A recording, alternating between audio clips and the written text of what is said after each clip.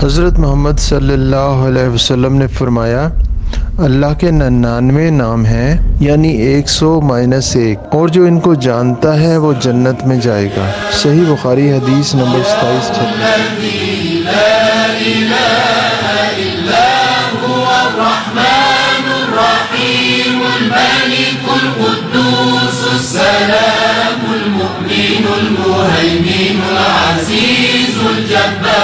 المتكبر الخالق البارئ المصور الغفار القهار الوهاب الرزاق الفتاح العليم القابض الباسط الخافض الرافع المعز المذل السميع البصير الحكم العدل اللطيف الخبير الحليم العظيم الغفور الشكور العلي الكبير الحفيظ المقيم الحسيب الجليل الكريم الرقيب المجيب الواسع الحكيم الودود المجيد الباعث الشهيد الحق الوكيل القوي المتين الولي الحميد المحصي المبدع المعيد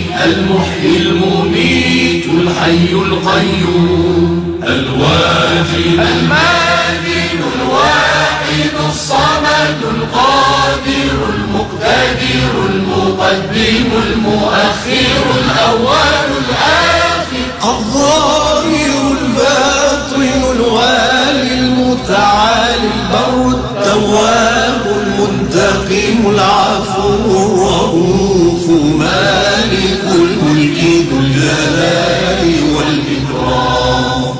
المقسط الجامع الغني المغني المانع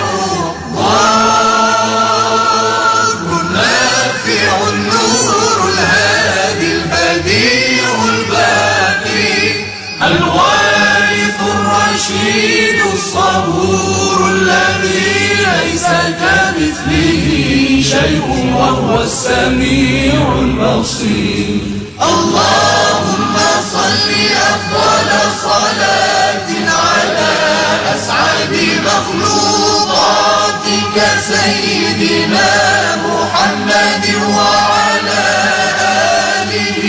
وصحبه وسلم عدد